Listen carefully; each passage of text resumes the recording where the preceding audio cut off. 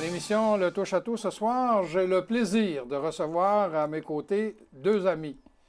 Des gens que vous connaissez parce que ce n'est pas la première fois qu'ils viennent. Mais ils viennent nous parler d'un sujet qui est très particulier.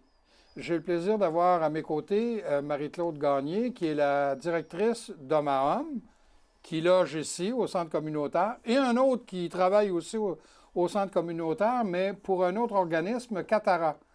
Vous savez, je ne suis jamais capable de dire qu'est-ce que ça veut dire, Catara. On va demander à Mario Dufresne, bonsoir Mario, Bonsoir, de nous rappeler qu'est-ce que ça veut dire, Catara. Comité d'aide aux travailleuses-travailleurs accidentés de la région des Appalaches. C'est ça, oui, CATTTA, travailleurs, oui, c'est vrai. Homme à homme, bien, qu'est-ce que ça fait, homme à homme, déjà, Marie-Claude? On travaille en prévention et en violence pour les hommes qui désirent cesser leur comportement de violence. Alors là, vous êtes ici tous les deux, un Catara pour les accidentés, l'autre pour la prévention, disons, de la violence.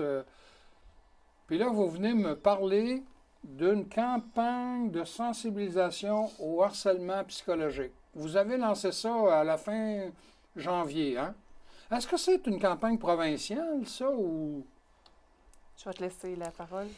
Non, c'est une campagne qui est origine de nous, qui est véritablement régionale, qui, pour l'instant, couvre la MRC des Appalaches. Mais alors, d'où est née l'idée de cette campagne de sensibilisation-là? Est-ce que vous avez constaté dans chacun de vos organismes qu'il y en avait besoin plus ici qu'ailleurs ou quoi, là? D'où vient cette idée-là? Bien, en travaillant en violence, d'un côté, à se parler d'homme à homme, le harcèlement... Donc, de la violence psychologique? Exactement. Donc, on entendait des usagers en parler que ça se produisait dans leur industrie et tout ça. Fait que ça nous a questionnés. On a revu nos politiques aussi dans l'organisme. Puis on n'avait pas de politique contre le harcèlement psychologique. Donc, on en a créé une. Les employés en ont formé une. Le conseil d'administration l'a appuyé. Puis on s'est dit, ça serait peut-être bien d'aller exporter ça, faire le tour un peu de ce qui se passe dans la région. Oui, puis d'homme à homme est au deuxième étage. Nous, on est au premier. Souvent, il y a des gens qui ont été à d'homme à homme et qui viennent aussi. Les mêmes personnes peuvent venir chez nous parce que, ou la victime. Des fois, ça peut être l'agresseur qui va à un endroit, la victime vient quelque part. Nous aussi, on en recevait quand même quelques-uns qui avaient à faire face à ce qu'on appelle le harcèlement psychologique. Oui. Et c'est tellement compliqué de définir ce que c'est que les gens sont perdus. C'est très subtil aussi. C'est très subtil. L'incivilité et le harcèlement, la ligne est mince. Oui. Et ça prend du monde qui sont compétents pour pouvoir... sinon, tu risques de faire une demande à un endroit, puis c'est pas la bonne place, et bingo, c'est fini. Puis là, tu passes un crack du plancher, comme j'appelle, moi, là. Tout à fait. Puis à un moment donné, ce que tu as fait, ça s'est perdu dans les méandres. Mais qui est à l'origine? Est-ce que c'est vous autres, d'Homme à Homme, qui êtes à l'origine du projet? D'Homme à Homme et Catara, parce que Catara, ils ont l'expertise, tout ce qui est au niveau légal, puis ils ont des dossiers avec la CNESST, aussi considérant le harcèlement. Donc, nous, on a l'expertise au niveau de la violence, du harcèlement, eux, le côté légal. Fait que c'était facile de faire un mariage aux deux organismes. Et donc, c'est un peu pour ça que vous vous êtes associés ensemble. Là. Oui, tu sais, on est tous, pas à toi que je vais l'expliquer, tu es au courant autant que nous, on est tous des organismes communautaires. Et le mot communautaire le dit, on travaille en commun pour aussi la communauté. Puis c'est incroyable quand on s'y attarde, comment on a de points communs entre les différents organismes. Des fois, ça peut être justement juste un élément, mais si on les met ensemble, c'est là qu'on est capable de créer quelque chose de fort. On a un facteur commun, c'est le bien-être du monde. Tout à fait. Peu importe. Mais maintenant, ça devient plus pointu par rapport aux organismes comme Homme à Homme ou encore Catara, mais on peut tous les nommer ici. C'est la même chose. J'ai reçu Mélissa, Cancer et Vie, alors c'est encore ça. Peu importe, là, on peut toutes les nommer, puis on va tous aller trouver un point en commun. Oui. Et comme tu dis, justement, communautaire, le mot commun est là. Exact. Donc, c'est une campagne régionale. Qu'est-ce que vous faites dans le cadre de cette campagne-là? Est-ce que vous intéressez ou vous contactez les employeurs, les employés, ou c'est les deux? Qu'est-ce que vous faites exactement, concrètement? Je sais que vous avez tenu une conférence de presse, vous avez lancé votre programme, votre campagne, mais pratico-pratique, là, qu'est-ce qui se passe sur le terrain? Là, vous venez m'en parler, là, mais... Comme Marie-Claude le disait, on l'a commencé chez nous. D'abord, d'établir des politiques pour éviter et prévenir le harcèlement.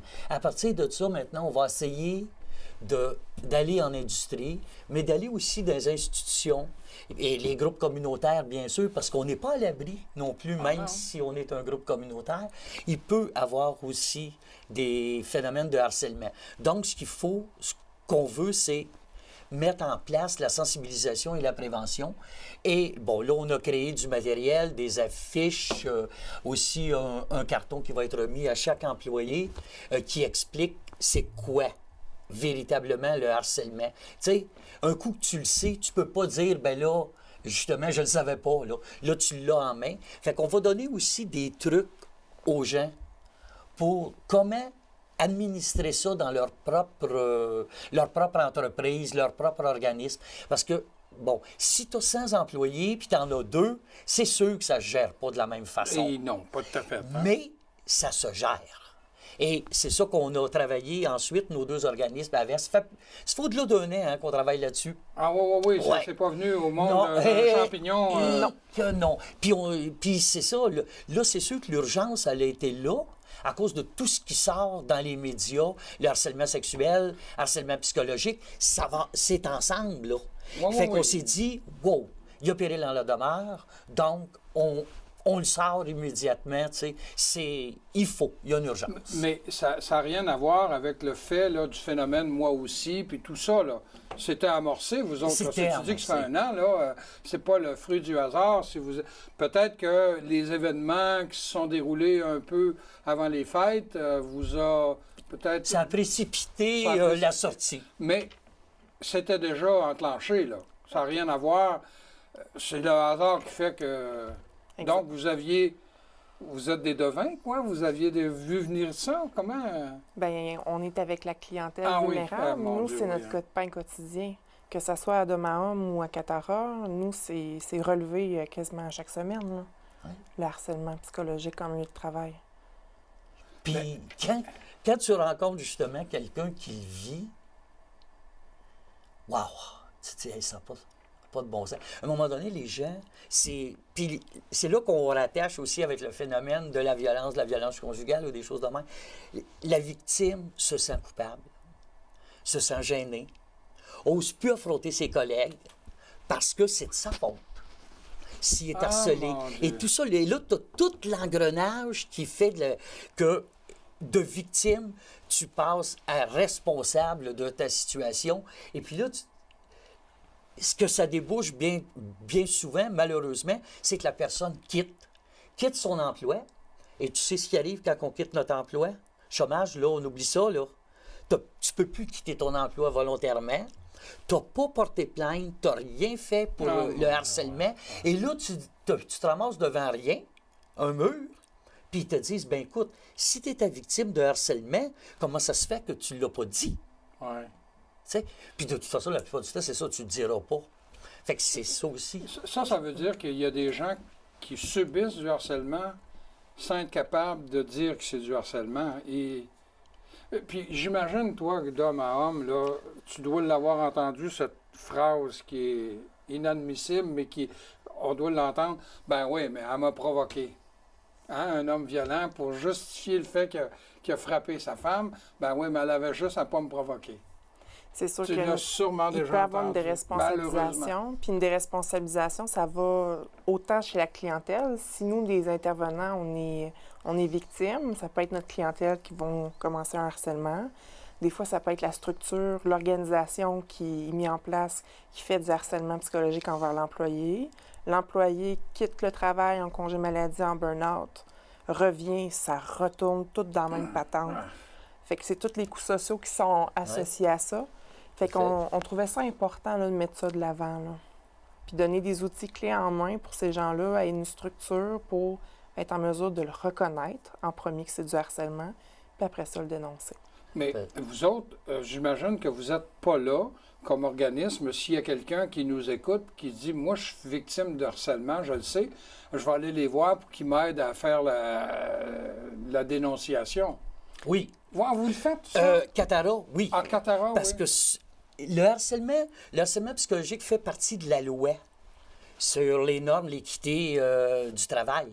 Ah oui, oui, Oui. oui. Alors, oui, nous, oui, on oui. travaille avec ça. Et c'est pour ça que c'est important aussi qu'ils viennent nous voir.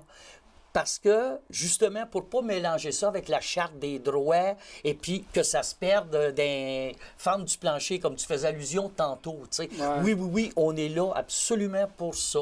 Parce que... Puis c'est une responsabilité, ce que Marie-Claude aussi disait, tu sais, comment on va amener les outils, c'est qu'il faut que les gens sachent que si tu as une entreprise, que ce soit un organisme, que conseil d'administration ou tes directeurs, tu es responsable de la sécurité et du bien-être de tes employés. C'est des articles de loi. Alors, si il se passe quelque chose qui met en péril ton intégrité physique ou psychologique, puis tu n'as rien fait, L'employeur, il ne peut pas se laver les mains. t'es hors la loi. OK. Et puis ça, là, c'est les inspecteurs qui rentrent chez vous, c'est toute la grosse machine. Puis, tu sais, comme on dit tout le temps, si on trouve que ça coûte cher, les cotisations à CNESST, c'est 6 fois plus cher que ça quand tu es dans l'engrenage. Ouais. Donc, des gens qui nous écoutent et qui se disent « Hey, moi, là, je voudrais en savoir plus », ils peuvent vous appeler. Alors, Mario, donne-moi le numéro de téléphone de Catara. 418 33 8 87 87.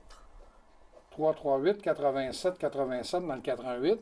Et d'homme à homme, Marie-Claude, c'est Dans le 418 418 335 335 97 97 17. 17. Mais Luc va se faire un plaisir de l'avoir indiqué ici. Là. Bien, je vous souhaite bonne chance dans votre campagne, puis je vous remercie d'avoir pensé à faire une telle campagne. Marie-Claude, Mario, merci. Merci Merci, beaucoup. Pierre. Demeurez des nôtres, l'émission se poursuit dans quelques instants.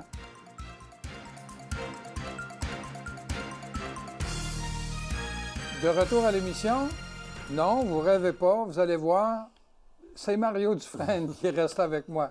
Il y a Marie-Claude qui nous a quittés, mais je gardais Mario parce que on a une raison très importante. Cette semaine, là, je pense que c'est vendredi, le 27, Oui, tout à fait. il y a une journée importante. Hein? Ça s'appelle la Journée internationale des travailleurs et travailleuses morts ou blessés au travail. Exactement. Bon, c'est pas la première fois qu'on en parle, mais Non. je pense que c'est important d'en parler. Donc, je rappelle aux gens, toi, tu es le agent de développement et de prévention au c'est ça. Catara, qui est le comité d'aide aux travailleurs et travailleuses accidentés de la région des Appalaches. Hey, je Voilà, l'ai. Pierre, Ça, c'est pas bravo. pire, c'est pas pire. Donc, la journée internationale, je pense que c'est le 28, hein? Mais C'est le 28. c'est samedi. Mais vous autres, vous faites quelque chose de particulier Le 27. le 27. Oui, Alors, ben, qu'est-ce que vous faites? C'est ça, tu sais, parce que le samedi, c'est effectivement plus difficile de réunir les gens. Puis comme on voulait avoir du monde qui sont représentatifs de tous les milieux qui sont associés au monde du travail ou des accidentés, bien, on a dit on va le faire quand même le vendredi. Parce qu'en plus, bon, tu sais, ça fait un bout de temps là, qu'on avait hâte qu'il fasse beau, puis là, on est le printemps, les gens, le chalet, les choses de Ouais, même. ben Puis oui. c'est tout à fait légitime, je crois. Donc, ça va être le 27. Donc, vendredi qui Vendredi, vient, là, ouais, cette semaine. vendredi à 11 Dépendamment heures. des temps que les gens nous écoutent, là, Ouais. de toute façon, c'est vendredi, C'est vendredi. le 27. Le OK. le 27. À quelle heure? À 11 h. À 11 h. Ça, Bon, 11 qu'est-ce que heures. vous allez faire, puis où? Bon, ben ça, c'est devant ce qu'on appelle, ce que tout le monde appelle communément la Grosse Roche. C'est sur la rue Notre-Dame, juste à côté du cénotaphe. Ah, l'autre bord de la rue, nous autres L'autre bord de la ici, là. rue, Oui, exact. oui, à côté du presbytère ou le C'est ça. cénotaphe, là. Le cénotaphe OK. pour les vétérans. Mais en fait, que cette grosse roche-là est elle aussi un cénotaphe parce que c'est Oui, une pour rendre pierre mémoire aux pour travailleurs les de travailleurs l'amiante, oui. décédés sur des mines d'amiante. Bon, nous, c'est sûr que ça va être un hommage à tous les travailleurs qui ont été blessés. Et c'est ça. C'est à 11 heures, parce qu'à 11 heures, c'est l'heure où ce que partout, à travers le Canada, parce que ça, cette fois-ci, c'est national. À 11 heures, il y a une minute de silence qui est demandée Ah oui? partout Ah oui? pour rendre hommage. Et la plupart des provinces, justement, le respectent. Fait que c'est sûr que nous aussi, on va ouvrir, à fin de compte, l'activité par notre minute de silence. Et là, bon, à Ouais. part des travailleurs, travailleuses accidentés, blessés, malheureusement, dans des circonstances là, de travail, vous allez inviter qui? Ah bien, c'est sûr qu'on a invité les élus, OK. que ce soit sur la scène fédérale, provinciale et municipale. Aussi, bien sûr, le préfet qui représente tous les maires. On a invité le monde syndical aussi, les différentes allégeances, là, sans tenir compte de tel OK. syndicat. Puis, bon, même des syndicats qui ne seraient pas associés aux mines aussi, qui, Oui, ça n'a rien à voir qui avec sont les invités, mines. Là. c'est ça. Non, non, c'est ceux que Le monde du gros travail. de tout ça, ce sont OK. encore les travailleurs dans les mines, parce qu'avant, c'était l'industrie presque unique. Mais c'est ça. Là, ensuite, bon, comme je disais, on a les élus et la population aussi. Toute la population est invitée. Ça fait qu'on aimerait bien ça si les gens qui passent, qui prennent une marche sur la rue, justement, comme on parlait, qu'il va faire beau, en prenant une petite marche, qui arrête à 11 heures, qui viennent saluer, un peu aussi rendre hommage à ceux qui ont bâti notre région, puis que ça leur a des fois coûté cher, ça leur a coûté la vie, ça peut leur avoir coûté un bras aussi, Ouais, une c'est jambe ça, et tout les ça. estropiés. Et ces gens-là, ben, il y avait un but, c'était de bâtir quelque chose, tu sais. Et je pense que c'est important de leur rendre hommage. Fait que c'est pour ça qu'on va avoir cette minute de silence-là, mais aussi on va avoir des discours qui vont nous venir de différentes personnes, un peu dans ceux que j'ai énumérés, mais aussi de personnes qui sont plus âgés et qui ont vécu les temps où c'était pas mal moins facile d'être travailleur Oui, en bien, industrie. dans le temps que les conditions n'étaient pas Les aussi. conditions Bon. étaient vraiment- Est-ce que. Oui. Je vais te poser une question parce Oui. que j'ai déjà reçu d'autres représentants de Ah oui? Catara Ben ici oui, hein? avant toi. Là. Puis il y avait un ruban mauve, me semble. Oui. Hein? C'est Oui. ça, la Oui. bonne couleur? Oui. Je ne suis pas très fort sur mes couleurs, mais il me semble que c'était ça. C'est ça. Est-ce que vous allez encore porter ce ruban-là? Tout à fait. Évidemment, ce ruban-là est l'emblème même Ah, OK. de la journée. Il y en a qui utilisent la chandelle.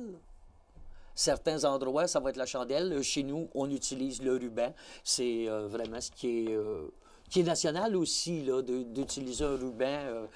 Parce que la journée internationale, ça s'appelle aussi jour de deuil. Ça a été aussi appelé jour de deuil. Ah. Donc, on le voit. Mais de plus en plus, on rend hommage, mais aussi, on veut intervenir dans la prévention. Fait que ça s'adresse aussi aux travailleurs actuels pour leur dire il ne faut pas donner sa vie pour le travail. Il y a des mesures, il faut qu'elles soient prises pour que on travaille C'était en quoi le sécurité. slogan? Là? Il ne faut pas perdre sa vie à la gagner. Perdre sa vie quelque pour la chose du genre, gagner, oui. Ce qui, des fois, pour plusieurs, peut apparaître comme étant un cliché, mais malheureusement, ça va au-delà du cliché. Il y en a encore, tu sais. Ben toi, Écoute, vous autres, à Catara, vous êtes bien t'sais- placés pour le savoir, hein? Avec les cas que vous avez à Ouais. défendre, là, c'est pas évident, hein? de maladies, de maladies industrielles. Mais tu sais, comme, bon, là, je regarde mes feuilles, Pierre, Oh, je oui, m'excuse. vas-y, C'est t'as juste que je tes veux pas feuilles, me là. tromper dans des chiffres, mais tu sais, si on parle juste de décès, l'an dernier, 2016, c'est-à-dire il y a 2 ans, tu sais, il y a eu 217 décès. au Ah oui, travail. encore? 217. 137, je te parlais de maladie professionnelle, 137 décès qui découlent d'une maladie professionnelle, certaines qu'on connaît ici aussi, qui se déclarent à long terme ou ce que des fois même après la retraite. T'sais. Fait que c'est 137, puis 80 morts sur les lieux où... Au Québec, ça. c'est des chiffres du Québec, là. Les chiffres du Québec. On parle pas du Canada, tu sais. Puis ça Là, tu ne parles pas des blessures, des lésions, Non. là, tout ça, là. Là, on parlait justement, c'est parce qu'on parlait des morts, puis on parlait aussi de l'importance de prévenir. Bien là, c'est sûr qu'on peut parler des... La journée, là, la journée du Des 28, lésions. puis nous, qu'on va souligner le 27, ça a pour but aussi de sensibiliser et d'améliorer les conditions de travail. D'améliorer, De toujours être vigilant. de prendre conscience que au travail, et ça, c'est une responsabilité d'employeur, mais c'est aussi une responsabilité d'employé. Ben oui. Les deux sont obligés d'y penser, de l'avoir en tête, puis de mettre les mesures pour éviter. C'est un accident, ça. C'est sûr que on ne dit pas qu'on va l'éliminer. Non, Un accident, le mot le dit. c'est un accident. Si on pouvait la prévoir, il n'y en aurait pas. C'est ça. Mais on peut prévenir des situations pour éviter ça. Tu sais, quand tu vois ça, 90 414 cas de lésions professionnelles en 2016 au Québec. Hein? Hey, c'est 100 000, ça, là. C'est vraiment Tu sais, pas ils sont loin. arrondis, tu sais. là. Exactement. C'est ça. Puis, Puis ce 100 000-là, là, c'est ceux qui sont reconnus, déclarés.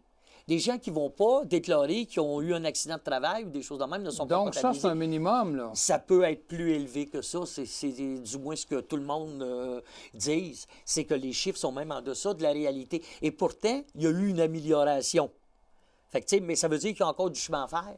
Tu sais, si on... Tabarouette, Mais- ouais. Oui, tu sais, 8 235 là, dans ce 90 000, là, si on le décortique, tu as 8 235 qui ce sont des maladies professionnelles. OK. Mais tu as 82 179 accidents. Ça, Pierre, là, c'est à tous les jours 225 accidents. On est au Québec 225 accidents par jour. Ça, c'est T'sais, ceux qui sont reconnus, Je là. ne veux pas faire du drame, puis Non, non, mais hey, écoute, mais là. c'est là encore. Fait que c'est pour ça que c'est important que, justement, c'est à tous les jours qu'il y a des accidents, mais c'est à tous les jours qu'on devrait y penser. Parce qu'il y a des coûts. Bon, il y a des... Si on pense juste aux coûts, de toute façon, de la famille, tu sais, que les enfants, un père de famille, une mère de famille, tu sais, qui est handicapé pour le reste de ses jours, c'est un bouleversement c'est familial, bouleversement, ça. mais c'est des coûts sociaux aussi, parce que ça coûte cher. Pas mettre les mesures en place, ça coûte extrêmement cher à tout le monde. Puis en bout de ligne, tous les soins, tout ça qu'on souhaite, il faut qu'il y ait du monde qui les paye. Tu sais, il n'y a rien qui est gratuit, là. Je veux dire, on a une société quand même qui prend soin, mais il faut payer pareil au bout de la ligne. Donc, ça coûte beaucoup moins cher de mettre en place un système pour prévenir que d'être obligé de travailler en aval. Mieux vaut prévenir que guérir, hein? Exactement, C'est encore la même exactement. chose. Mais Mario, c'est ça, d'où oui. ça vient cette idée-là, là, de l'origine de cette journée internationale des travailleurs et travailleuses morts ou blessés? là? L'origine, c'est 1981, pour ce qui est du gouvernement fédéral. Mais en fait, c'était un peu avant le Congrès du travail qui avait institué cette journée-là. Ensuite, le Parlement canadien a décidé d'en faire une loi. Et la loi s'est appelée, et s'appelle encore d'ailleurs, OK. la loi du jour de compassion pour les travailleurs. Ça, c'était le nom, c'est le nom officiel de la loi Ah oui? qui venait d'institutionnaliser la fameuse journée internationale. Mais là, quand on dit international, donc, c'est pas juste au Canada, là. C'est le cas de le dire, là. Ça a été poussé comme ça par le Congrès. Et ensuite, bon, ben là, la Confédération internationale des syndicats, puis l'Organisation internationale du travail, OK, qui est l'OIT qu'on intervenue, appelle, là. l'OIT tout à fait, qui, eux, ont repris l'idée, qui ont monté, évidemment, à l'ONU. Fait que là, actuellement, il y a 100 pays. Ah, une centaine de Ouais, pays. 100 pays qui participent à cette journée de commémoration. Tu sais, je disais tantôt, c'est national. En fait, c'est vraiment international. Puis, la plupart des pays, justement, le reconnaissaient comme jour de deuil, comme ça s'est fait.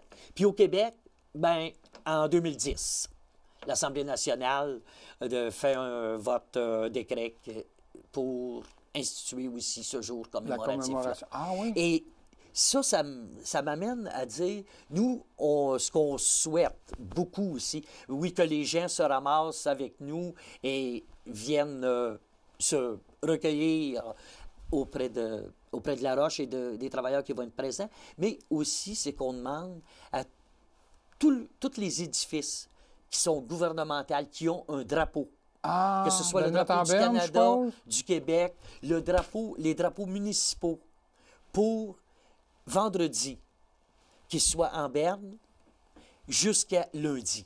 Bien, là, s'il y a eu un décret au niveau provincial Oui. puis une loi au niveau fédéral, là, je comprends pourquoi tu as invité les représentants gouvernementaux. Exactement. Parce que ça émane d'eux autres. Là. Oui, c'est sûr qu'eux autres l'ont voté et c'est évidemment des votes unanimes. Donc, Mario, le temps de l'émission a déjà écoulé. Il ne me reste plus qu'à dire la cérémonie va avoir lieu vendredi le 27, 27 à 11h à 11 h.